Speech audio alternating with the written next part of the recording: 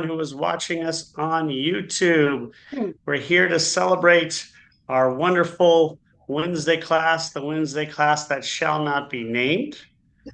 And via my house today, I had a meeting and I couldn't get back to the synagogue in time. Hopefully everybody can see me.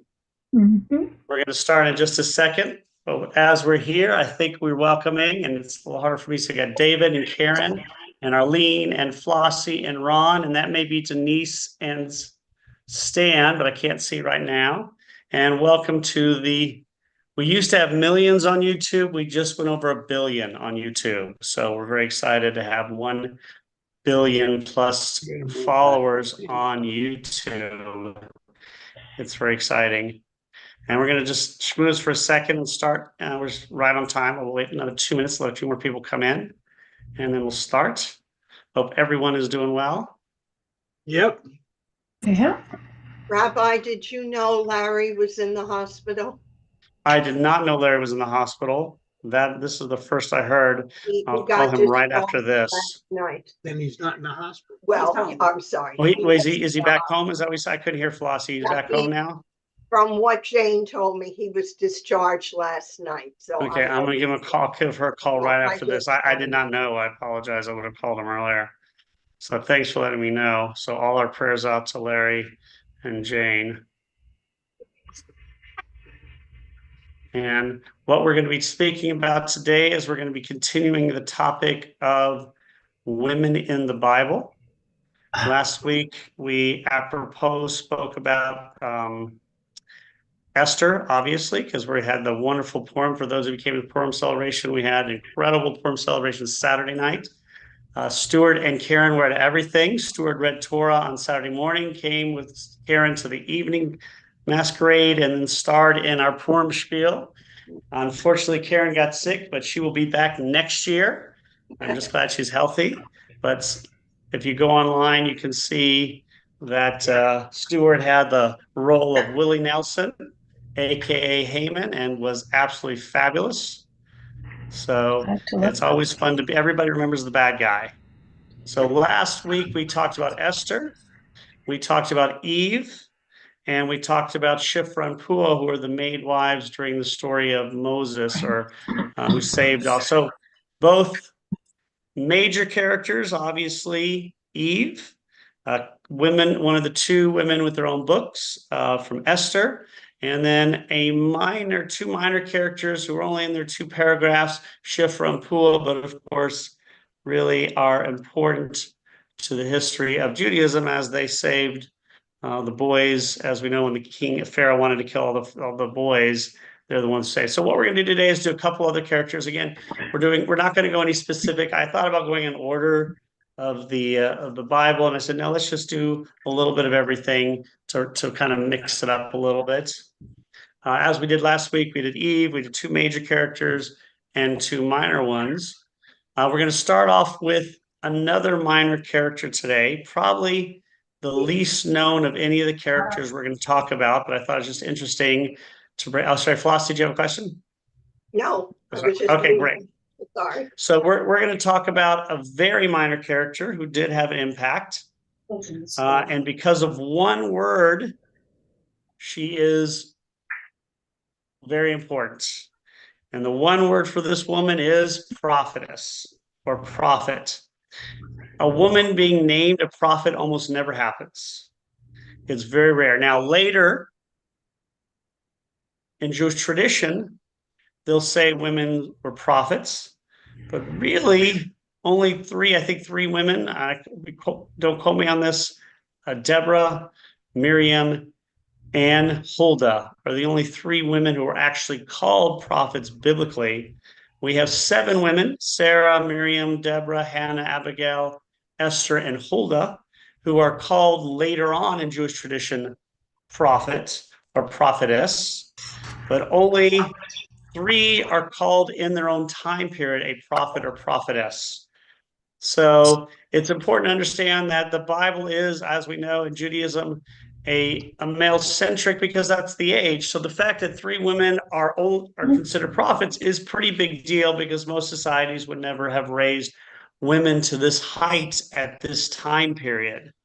So the fact that 3 women were designated this is important, but still we would have rather seen more women call this. And Huldah plays a major role, but a very small role.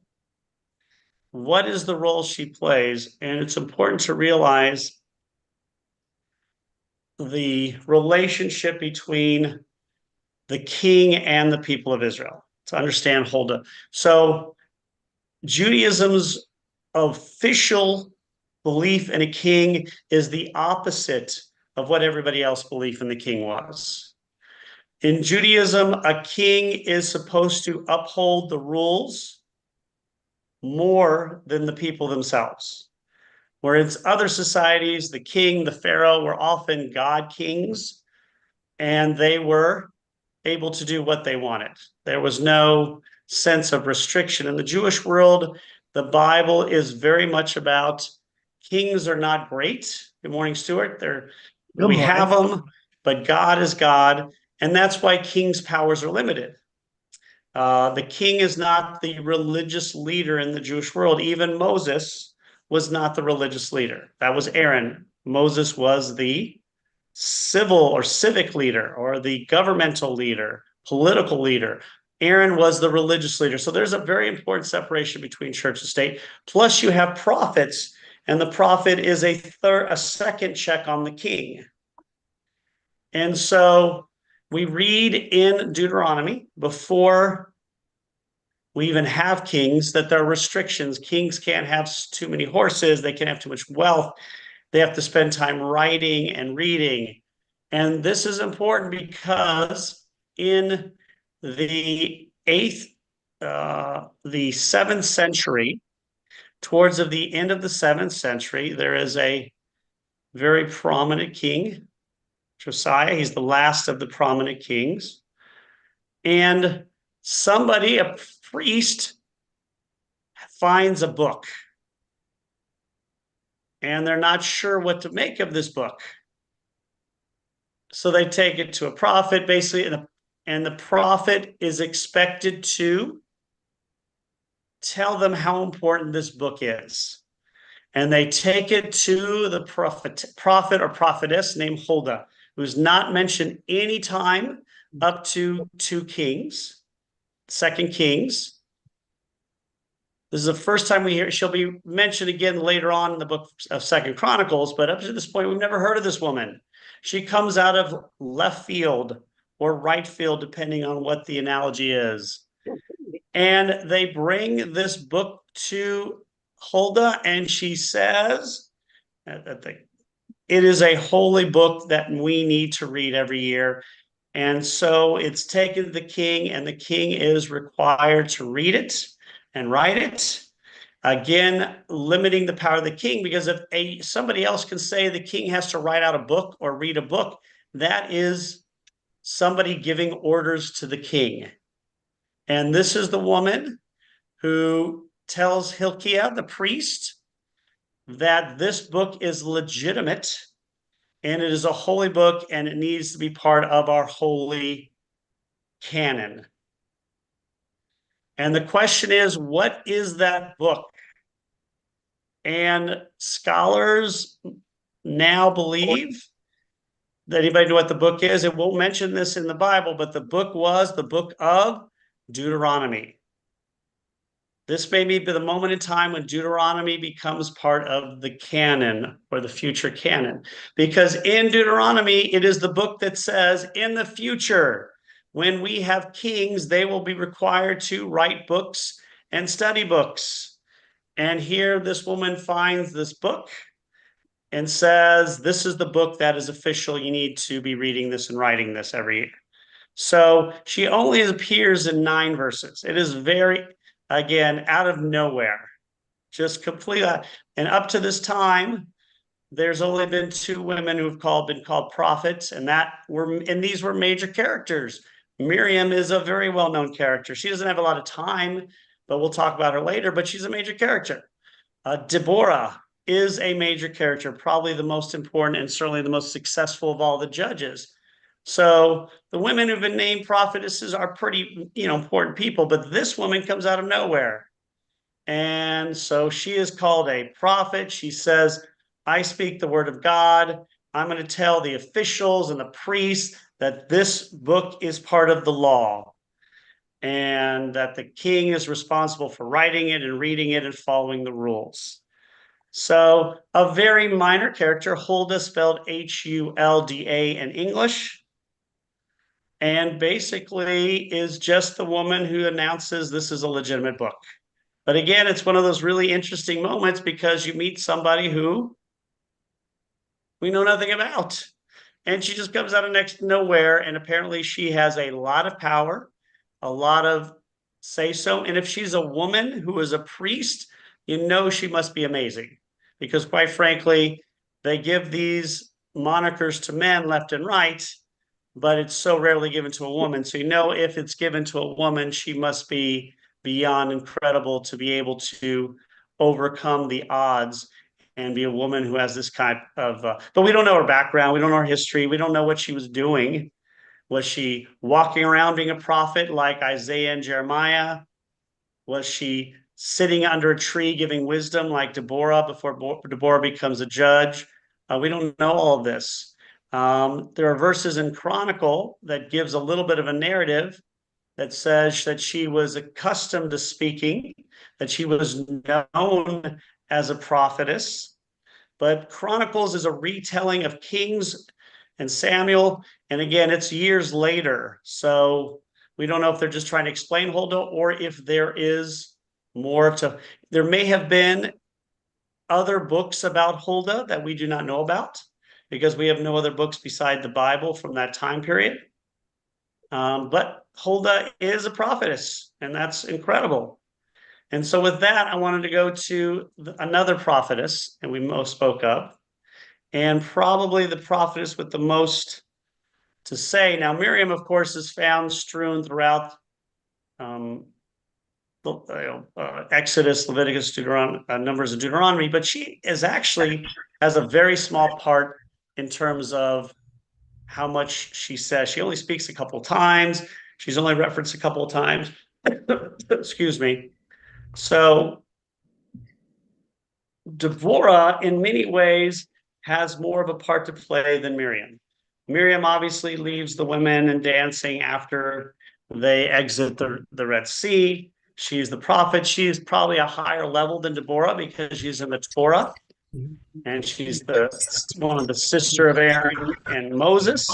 But in terms of what's going on, Deborah may be not more important, but at a higher level, because Miriam is really the third in leadership in this story. Moses is obviously the highest, Aaron, and then Miriam is a third. And in the case of Deborah, it's the opposite. Deborah is one of the many judges in the book of Judges, and she is the most successful of all of them, probably. And that's important. Not only is she in the book, but she is the most successful of all the judges. Deborah, or Deborah, where that name comes from. I was good friends with Deborah, so I called her Debs, but I would not recommend all of you calling her Debs until you get to know her a little better, especially Stuart. She's Rabbi? Senior Willie Nelson. She was very impressed, but yes. How do you become a prophet or a priest? That is a great question. How do you become a prophet? We absolutely have no idea why God chooses prophets. They're chosen by God. Men, women, rich, poor, from the north and the south, educated, uneducated. We have no actual ingredients for the prophet. God says you're a prophet and you're a prophet. And you're expected to live as a prophet. Now you have to remember, some people are prophets in other things. Samuel maybe was a prophet in other things. Deborah is the best example of a prophet being something else as well.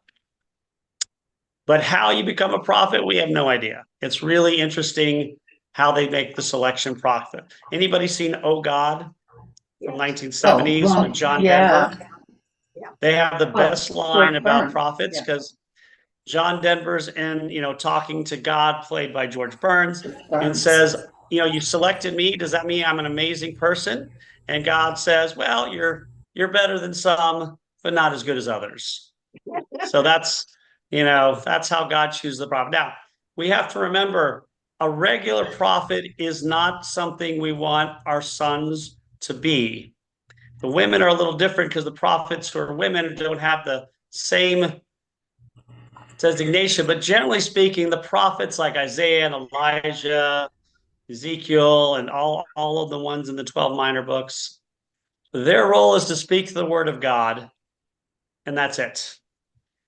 And that is a real problem because most of us don't want to be a prophet. A prophet is a terrible job until after you die. Like the fringe benefits all come after you die. But generally, a regular prophet, not Moses, but in the prophetic books, is someone who goes around telling everybody what they're doing wrong. And that's all they do. They go to the kings, they go to the peasants, they go to the priests, they go to the wealthy, and all they do is tell you what you're doing wrong. So if you're doing something right, you don't actually meet the prophets. They're not in your neighborhood. They're just going out. And so they are annoying. And you can't usually kill them because you don't want to kill a prophet, but you can kick them out of town. They don't have a lot of friends because they are annoying. They sometimes have disciples, but it's not like friends. So they cannot have a job. Prophets are not allowed to have a job because if you have a job, that means you have a boss. And a prophet cannot have a boss. Prophet's boss is God. So the prophet has to be able to say whatever they're supposed to say to the king, to somebody who might kill them. And so they cannot be beholden to anybody. And if you have a job, you have a boss, and that boss has a boss, and then they have to follow the rules of the governor and the king.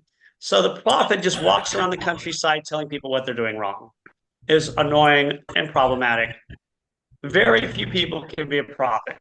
It's probably God chooses these people because they can handle the burden of not having friends, walking around the countryside. If you see a prophet coming towards you, you don't invite them in, you close your doors and pray they skip your house. Because if they come to your house, it probably means you're doing something wrong. So Deborah is not that kind of prophet. She is a different kind of prophet. She is called a prophet. She sits under a tree and basically is a sage. She is also not walking the countryside. She is living in a particular area. Now you have to understand, when the Israelites move into the land of Canaan, they don't live as a group. They live in tribes. So all the tribes live by themselves. I mean, they trade with each other and so forth, but there's no kingdom of this. The judges period is before the kingdom. So in these individual tribes, there are sometimes certain leaders who rise up and become military leaders, and they are called judges. There's two types of judges. There's the judges like a judge who rules over a court, and there's a judge who's a warrior. In Hebrew, it's the same name, except if you're a judge in the book of Judges, you are a warrior. And that's why Deborah is the strangest of the strange in terms of women heroes, because she's a prophet and a judge, a warrior and a prophet. That is a very impressive combination. She is the only one who is given this designation, a judge and a prophet. So she is, one of these really wise women who's giving out advice. And all of a sudden, the tribe ends up in war with a very powerful enemy. Not really powerful compared to like Egypt, but more powerful than this tribe. And she's also a poet, by the way. So part of the section on her is a poem. So often she is read at the time we read the Song of the Sea. We read for the Haftorah Deborah. So she is under, living, she's doing this, doing her thing. And her tribe, um, uh, she's working with Benjamin and Ephraim, is attacked or opposed by a king. His name is Jabin. He's a king, and Hazor, and they are stronger than this group. So the commander of the army, his name is Barak, which means lightning. You may think of Barack Obama or the former prime minister of Israel, Ehud Barak, comes to her and basically says, I need you to help lead us in this battle. And she's like, I'm happy to do it, but I'll be in the background and let you lead. And he says, no, you don't understand. I want you to be the leader in charge of me. So Barak is deferring overtly to Deborah in this battle against Sisera and Jabin. And so, one, we have this incredible woman who has a lot of respect. Two, we have the actual military leader deferring to a woman who was called a prophetess to be their war leader, or at least their general in many respects. She's not called general, but which is unheard of.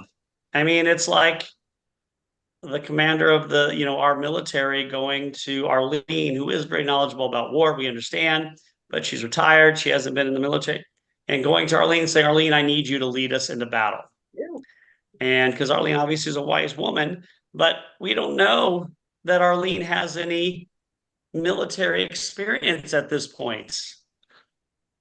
She's a prophetess, she's wise, but there's different types of wisdom. There are many people I know are wise, but I don't want them giving me business advice. I don't want them giving me advice in areas where they're not skilled. And so either they knew something we didn't, that she was very brilliant in battle, or they just assume she is because she's a prophetess. So she agrees, and she comes up with a battle strategy to win. Basically, she tricks the opponent, who have chariots, which is a very important war machine at this time period that the Israelites did not. So obviously chariots were a step above, and she brings them into a trap where the chariots are brought into mud and they're stuck, and then the tribe attacks from on high, and it's a complete victory for them. We don't know anything about her really personally, what type of person she was, all this. We just know she sat under as a palm tree, giving judgments in the land of Ephraim and in Benjamin, maybe, and that she was, of course, very well thought of, and that she was apparently a military genius. So, in the book of Judges, the earlier you are, generally, the more powerful judge. The later you are, the less successful. The book of Judges is a transition to create a king. During the time of Deborah, they don't need a king because her tribe is able to win these battles on their own. So they don't need a united Israelite army at this point. It's not going to be until one group, the Philistines, move into the area, that they're going to need a united military to defeat the Philistines. But at this point, during the Judges period, it is the individual tribes fighting skirmishes with Canaanite tribes. Some are more powerful, some are less, but nobody's like the equal of Egypt or anything like this. And so she is the most successful. She completely wins the battle. 900 iron chariots are defeated. It's a humbling defeat for the other side. And Deborah, we don't know anything else about it, but she's praised. But I think a lot of what we understand from Deborah comes from Barak. The mere fact that this military leader will openly defer to her, even though she's willing to kind of let him do his thing and do it from the sideline. So he could easily said, Deborah, I want you to be in my tent privately telling me military strategy. I'm going to take credit for it, which is what most people probably would have done.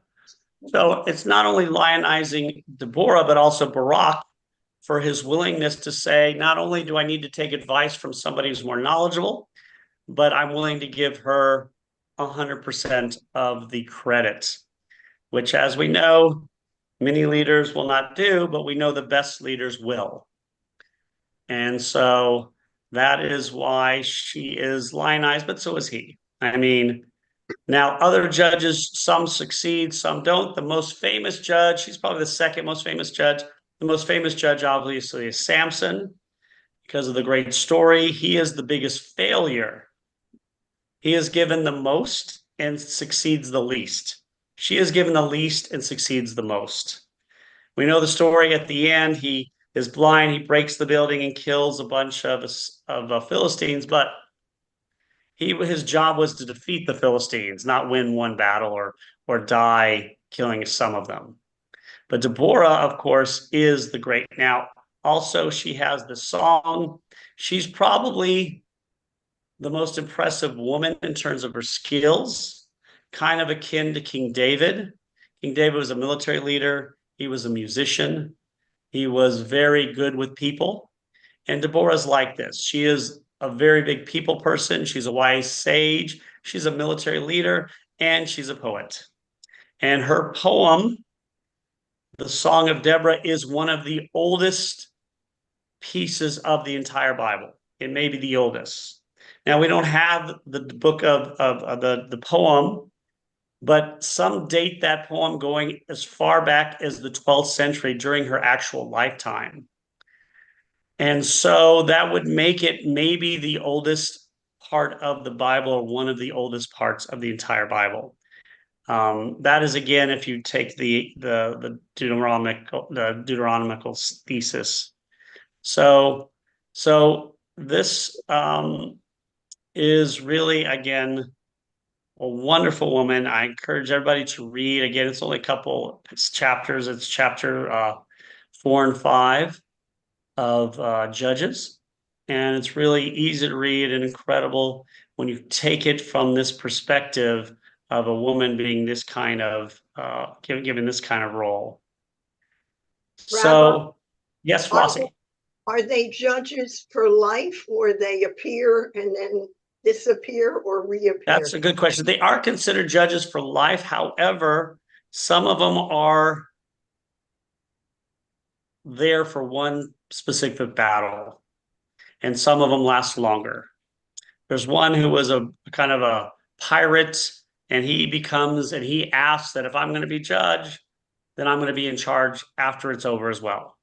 Deborah probably is not. She may have been just a judge for this particular moment, but she's always a judge. But that does not mean you're going to be head of the army forever. It just means you have this moniker. She's in it for a particular battle. Others are in a longer term.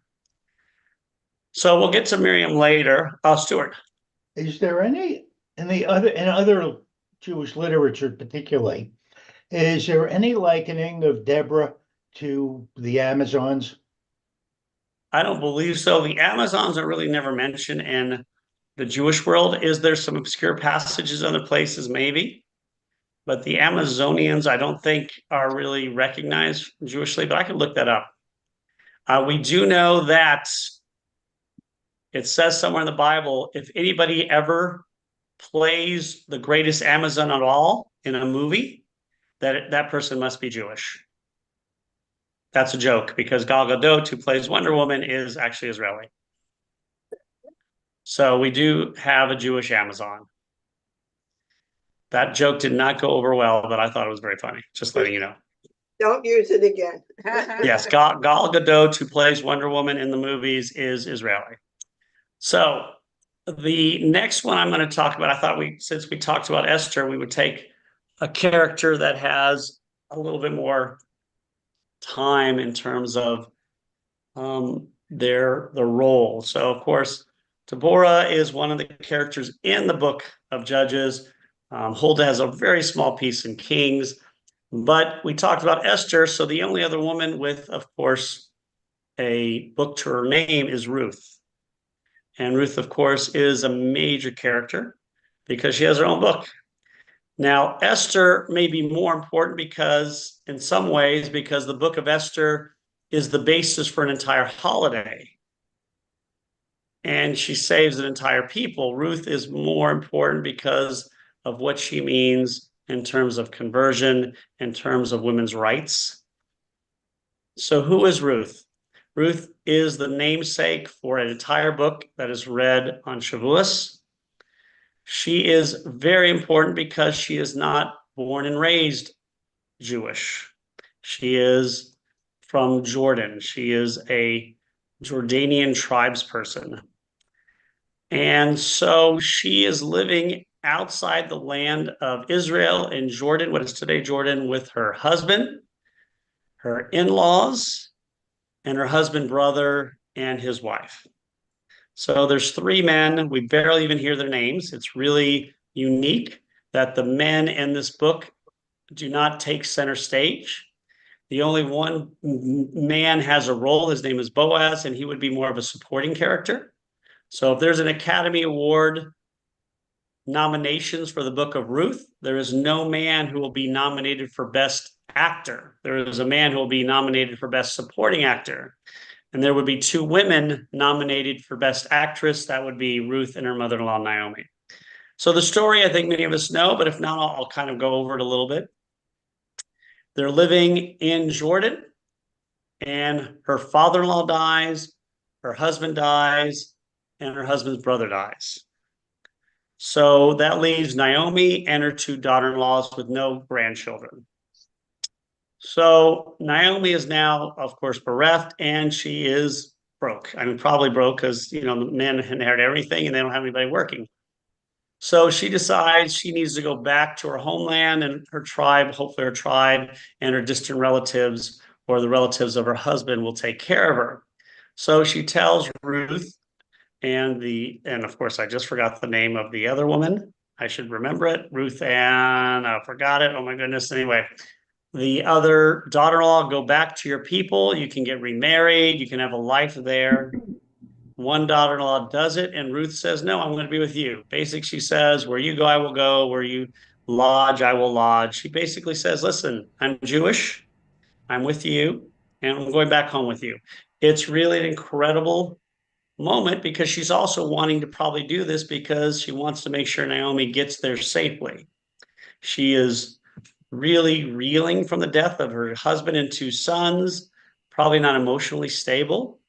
We see that when we get there, very depressed. We don't know what kind of health she's in. So for two reasons. One, she basically says, I'm Jewish. Now, they didn't have conversion back then, but basically, if you married somebody Jewish and you went to live with the family, you're considered Jewish. Remember, the line of Judaism at this point still goes through the male, not the woman. It goes through the man.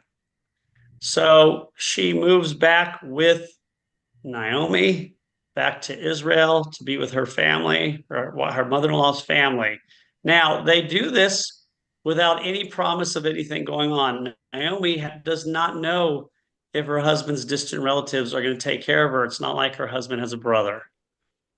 Apparently, her family, we don't know anything about. So they're not going to take care of her. So not only is she doing this, but Ruth is going with Naomi, knowing full well that there may be nothing there for them. And she's never been to this area, so she's not going to have a social group. She doesn't know anybody. So she believes in God. She trusts in God. She is going to be the woman who is going to be in charge of getting everything done. Naomi's kind of in a daze. So Ruth's the one, let's go, let's go, let's go. And so they get to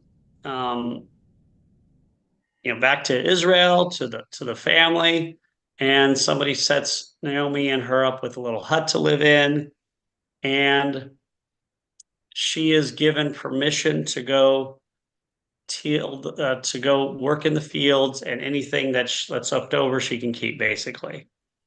So this is how people take care of it. The tradition in the fields of if fruit falls down on itself, it goes to the poor. And then there are certain sections are for the poor, and there's certain times that are for the poor. And that's what, so Ruth is out there working. Naomi is not. Naomi is depressed in her room. She is completely, as far as we can tell, living because of Ruth is doing all this work for her. And so it's a beautiful story about women and empowerment. And while Ruth is in the fields, there's a guy named Boaz, who is a distant relative of her husband's, who sees Ruth, sees this woman working really hard. And he's an older guy. We don't know what that means. It could mean he's 25.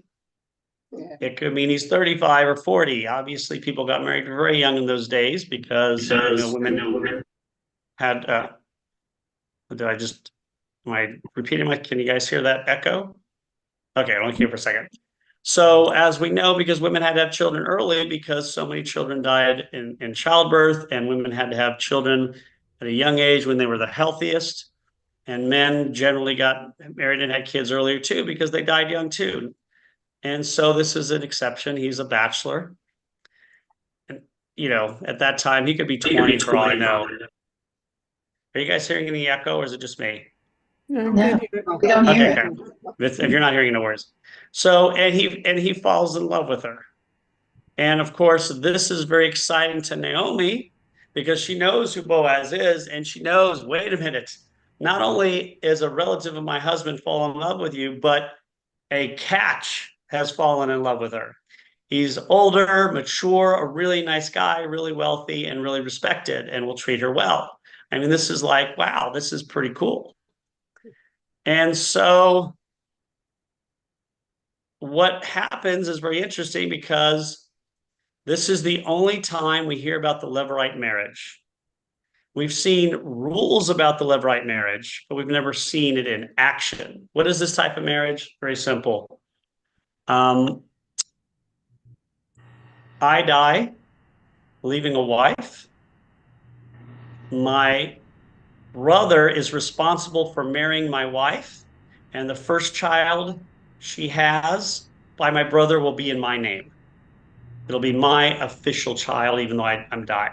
This is the kind of a law we've seen on the books, that the brother has to marry the wife. It's a way of making sure that she stays in the family and making sure she's taken care of. Also, remember, you could have multiple wives at this time. This is the first time we see it in action. However, it's different than what the rules have been. The rule has been a brother is responsible for marrying the wife. Ruth's husband's brother is dead. This is a distant relative, maybe like a third cousin. So what Boaz does is he goes before the rest of the family at the gates of their city and says, I want to marry this woman. I understand the rules. I'm not first in line. Does anybody else want to marry her? Because if you do, you have first right of you have the responsibility. Now, this is very smart of him for a couple of reasons. One, he's very wise. He doesn't want to do any damage to the family. However, he knows that there's probably going to be nobody who's going to say yes. Even though she's beautiful and she's a wonderful lady, why is nobody probably going to say yes? Let's say I'm married and I have a wife or two, and I marry Ruth. Ruth has kids. Those kids are going to get a significant portion of the family estate because it's my brother's. They're not going to get half of they're going to get half of the entire share, not just half of my share. So that means Ruth's kid is going to get 50% of the family money, and my kids are going to get 50%. Let's say I have 5 kids. My 5 kids are going to get 10% each, and this one kid I had through Ruth is going to get 50%. So it really throws these things off. That's why people probably didn't want to do it. Now, does anybody know probably the first ever incident or of a Levirate marriage ceremony in America? It happens at Congregation Mikveh Israel in Savannah, Georgia. That's the first time it ever happened on record, we think, in America. What does it mean? What happened? It's a very funny story. I'm going to add this into it. So there was a man, Mordechai Sheftel, who had very prominent in Savannah. He had two sons. And Levi Sheftel found this wonderful woman, I think from Charleston. And Mordechai Sheftel was religious. The Jewish woman from Charleston families was not. So they come and meet the family, and the future daughter-in-law meets her future brother-in-law, Sheftel, who is a brilliant lawyer, but is probably on the spectrum, was very strange. He is the man who wore his military uniform. He was a young man, a teenager in the American Revolution. He lived into his 80s, and he wore his revolutionary uniform the rest of his life. So if he came in the 1840s to Savannah, you'd see a guy going to work wearing his Revolutionary War uniform, and the war ended over 60 years ago. So she meets the brother-in-law, and somehow she hears about this Levirate marriage thing, and she knows her husband's family is religious. So she says, as part of the pre-ketubah, that we have to go through a Levirate marriage ceremony before we get married. Usually the Levirate marriage ceremony is done after somebody dies. My brother dies. My brother's wife takes a shoe and hits me across the face with a shoe, which basically says she doesn't want to marry me. It only happens after someone's dead. She says, no, we're not going to wait till you die, Levi. I want this to be known that if you die, I'm not marrying your brother. And so she makes it's done before they're even married, while he's still living, which was probably very embarrassing, but she wanted everyone to know she was not marrying this brother. So that's the first time we hear about it in America. In this case, the nearest relative says, no, I don't want to marry her. Ruth hits him with the shoe. She is now free to marry Boaz. And that's what's happened. So she marries Boaz.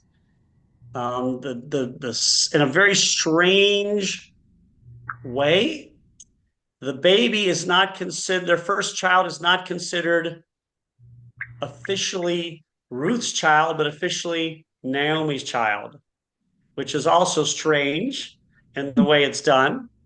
But it's a very significant moment in Jewish history because it shows that a non-born woman can become a very prominent Jewish person, that there was marriages between Jews and non-Jews, and that some of them were Jewish. And most importantly, it shows the dedication of women to each other. And this is like a Thelma and Louise, but the happy ending. It's a buddy movie where the men are not all horrible. There's actually a nice man, and we don't know if their husbands and her husband were nice or not. We have nothing about them. But what we do see is the community treats Naomi and Ruth well. They come into the community takes care of them. Ruth is free to marry somebody prominent. It is not a big deal. Nobody is like, oh my goodness, this lower level woman from Moab should not be marrying one of the most important leaders in our community. It's not a big deal. The big deal is that there should be, the first right of refusal, that somebody from her husband's family, closer relative, has the first obligation.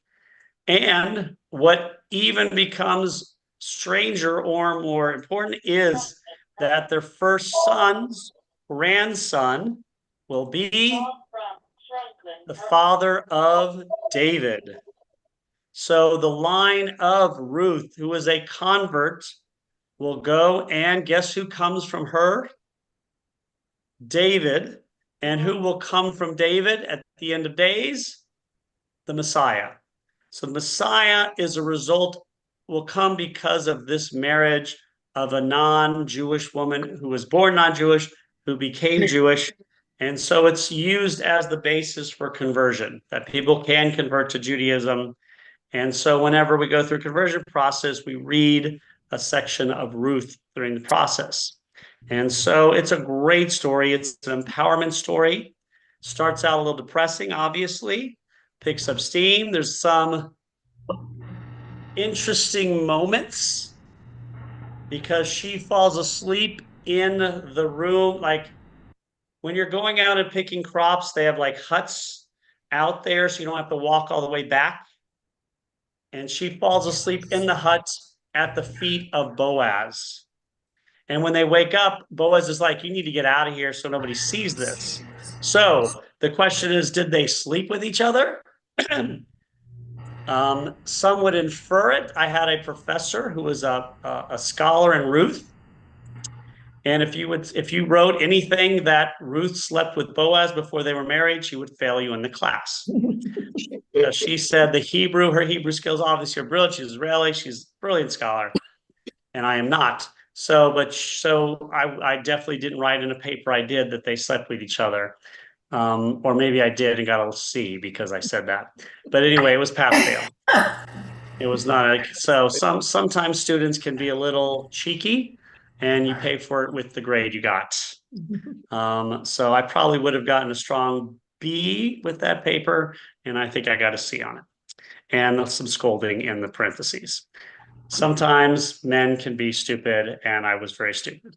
So this is the story of Ruth, and what we all learn from this is if you have a scholar who tells you and is much more knowledgeable that they didn't sleep with each other, and you write a paper saying that they may have slept with each other, you're going to get a C and be lucky to get past the class because that was my final paper. So I'm sure you all wanted that extra knowledge about that part. Yeah. She's also the professor who told us that every time we said Adam was a man, because Adam is really the first Adam is kind of is a non-gender Adam because it's a man and female according to the text. And so if you ever referred to Adam as a man, you had to give her a quarter. And so I brought like a thing of quarters one day and just kept doing it and referring to him as a man and put the quarters out. I thought it was funny. I don't think she did, but I thought it was. Yes, I was, as a student, I think people would say I was very, they wouldn't say I was a great student. They say I was a funny student, maybe. That would be, So that's the book of Ruth. Okay, we'll get to one more real quick. Any questions about Ruth or Huldah or Deborah? So the last one we're going to talk about is another minor character, but her son is a major character. Her name is Hannah. And her son will be Samuel, who was one of the greatest leaders. On a list of greatest leaders in Jewish history, Moses is number 1. Number 2 is up for grabs. Abraham, David, and Samuel would probably be the 3 top for coming in number 2.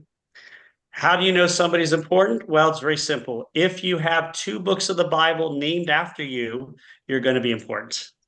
And Samuel's the only person who has 2 books named after him. Of course, we call the 5 books of Moses, but each of the books in the Torah called by their individual names, Samuel and Samuel 1, Samuel 2. So Hannah is a woman who's living in Israel, and she has no kids. And obviously, this is an issue we see strewn throughout the Bible, the importance of kids for women. A lot of your reputation and your standing was based upon having children, especially men, but women also were fine. But if you did not have children, it was generally probably considered the woman's fault. Or it might have been the woman's fault because it can be if man had several wives and had children with other women and she didn't, then obviously they would consider it her fault. Obviously, we know it's nobody's fault, but there was a stigma attached to it. We see it with Sarah, Rebecca, Rachel. We see it from time to time, unfortunately. And she didn't have kids. So she goes to her husband and basically tells her husband, you can divorce me. I'm bringing down your status. You've got no kids with me. I don't want to ruin your reputation. And he says, listen, I have kids with other wives, but I love you. You were my probably first wife. You're still the woman I love. Basically, I can't do anything about the reputation or the stigma, but just know you're my wife forever. I love you. It's wonderful sentiment, shows that there are good guys in the world, kind of like with Boaz. Elkanah is also this. But obviously, Hannah is really upset about that. She's in the north. She goes to the Shiloh sanctuary. Basically, the northern tribes have their own temple place. And she goes there and she starts crying at the door of Eli, the high priest. And so Eli comes out and sees this woman who's shaking and crying. And the first thing he thinks is she's inebriated. She's drunk. She's a drunk woman. He goes to her and said, listen, I don't mind you being here. You need to really go somewhere else, get some help. Need help doing that? And she basically says, I'm not drunk. I'm just depressed because I've always wanted a son. My husband loves me. I can't have a son. You know the stigma from this. And Eli is touched. And he basically guarantees that she'll have a son. And she says, basically, before this, if I have a son, I will dedicate him to God. He will be a lifetime Nazirite, which is the only time we see this happen. A Nazirite is a person for a short period of time says, I'm going to take extra vows to be extra Jewish. I'm not going to cut my hair. I'm not going to drink alcohol. I'm not going to go to parties, all these things. We don't see an actual Nazirite except for this and for Samson. Samson is a Nazirite for life. That means he's not supposed to cut his hair. It's the only time we see a Nazirite up to this point, and it's not a Nazirite is basically any person. Stuart, David, usually probably a guy. Stuart or David or me or Ron can say, you know what, I'm going to be a Nazirite for its last 6 months or a year. For this year, I'm going to be extra dedicated to God. I'm going to give a little bit more money. I'm not going to shave. I'm not going to cut my hair. I'm not going to go to parties. I'm not going to drink alcohol for a year. Kind of like to show my extra support. Samson is a Nazirite for life, but not a usual Nazirite. He doesn't cut his hair, but he drinks a lot of alcohol. He is a strange Nazirite. Samuel is the other Nazirite for life, which is also very strange, except for he is very successful. He is the leader of the Jewish world for a very long time. He is the leader that transitions the period from the judges to the kings. And this is the son she has. She has Samuel, she basically go to live with Eli. He's not probably a priest, but he's raised in the household of a priest, and he becomes not an official head of the Jewish world, but the unofficial head, kind of like Mahatma Gandhi. Gandhi was never prime minister, but he was the leader of the people. And that's what Samuel's going to become, the leader of the people. He is part prophet, part civic leader, part priest, sort of, part king, but official at nothing. He's the one who is going to be asked to choose a king. And he chooses Saul because he doesn't think they need a king. He believes God is king and we don't need a king. And so he will choose Saul as king because he knows Saul is going to fail. And we'll go through the story again. Saul is a very tall, handsome, good-looking man who was very good people and pretty good at warfare and would probably be a decent king, except he comes from the smallest and weakest tribe. So he knows if he picks a king from the tribe of Benjamin, he won't be successful because it's going to be hard for anybody from the tribe of Benjamin to rally the troops. Later, he tells Saul, it's not working out, you're going to die, and David's going to be king.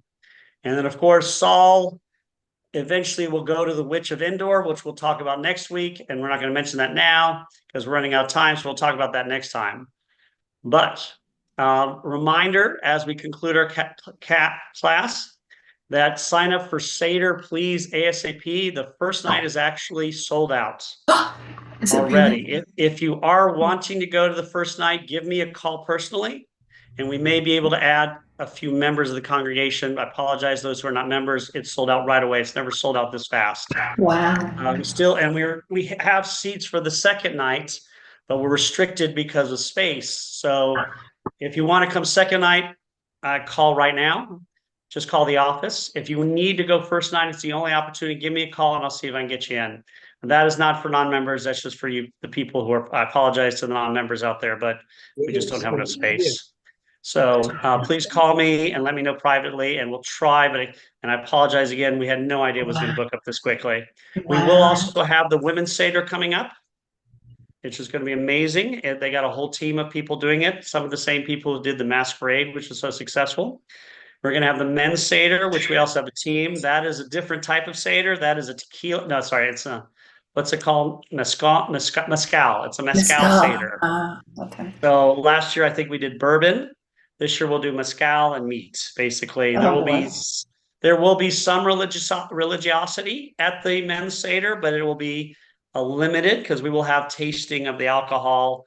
We are choosing, I think, this type of mezcal because it is made from, I guess, potatoes, so it is Passover friendly. But again, or is it, what's it made from? I think tequila is made from potatoes. I thought it's cactus. Isn't it cactus? Oh, cactus. Maybe it's cactus, right? It's not from. It's not a grain. So you're right. Maybe it's something with vodka's from potato. Yeah. So, but neither of these two seders are during Passover, so they're not going to be Passover, limited. So those are the big events. So please sign up for the seders coming up, and they should be amazing. We put a lot of effort, and also our seder. Our two big seders, they're not fundraisers. So they're like $36 for members, $54 for non-members. Most of the time, a seder, you're going to pay $150 or $200 for these big seders because they're fundraisers. We don't do it for that. So we just break even. I think the men's seder and women's seder, I don't know if they're fundraisers, but they're also very expensive. No, they're not. The women's is not. The men's is not. I think the men, I don't know how much they are, but the men's may be a little more expensive because I think we have meat instead of fish or chicken, and because of the alcohol, but they're not expensive. They're all very reasonable. And if anybody out there can't make it because of finances, just give me a call, and that's not an issue for anything. The only issue is the first night seder is booked, and so call me if you want to come in. I'll see if I can get you. Karen, it looks like you and Stuart are interested. Yeah, I'd like to go first night. Okay, let me see if I can get you in. Anybody else coming in? Might as well just come in. Anybody online? Well, I'll try to get you guys in. I'll call right after this. All right. And all right. So pleasure, guys. Next week, we will not be having class. I'm going to be out of town visiting my mother-in-law. We will continue the Women in the Bible the week after. Okay. And that's when we'll talk probably about Miriam as we get closer to Passover. I thought that would be more appropriate. All right, man. Pleasure studying with all you. Thank you, Rabbi. Wonderful day. And I hope everyone has a wonderful weekend. If you're going out of town or celebrating Easter, I hope it goes smoothly. For those of you who have grandchildren, children, spring break, I hope everything goes smoothly as well. So a pleasure and welcome again to everybody, our international crowd. Thank you, David, represents our synagogue in Europe. So we appreciate you representing us there. Well, I'm in Savannah today, actually. So you're in Savannah today. I'll see you this weekend, I guess. Oh, great. Well, actually, David, I apologize. I will not be this weekend. I did have a family member just die this morning, so I have to go out of town for the funeral. So he'd been ill. Nobody knew he was going to pass away. This came kind of suddenly, so I will be missing service this weekend. So, it's unfortunate, but it's ironic because I haven't traveled with my kids on a plane. We just started doing it, and we were going to go this summer, and he was going to get to meet my kids. So unfortunately, that didn't happen. But I wish everybody all the best. And again, thank you for coming. David, welcome back to Savannah. Give me a call. Maybe we get together. When are you heading on out again? I'm not quite sure, but I'll let you know. Okay, great. Because I'm out of town next week too, so hopefully I'll be here a little bit longer. So I apologize. Maybe I can see you tomorrow. All right, guys. Thanks, Stay safe, Rabbi. everybody. Bye. Have fun, and we'll see you on 2 weeks on the Wednesday class that shall not be named. Not be named. Okay. Thanks. Bye, guys. Bye.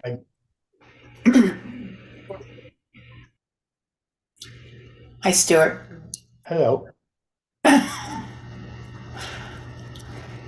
Okay. Well, this is fun.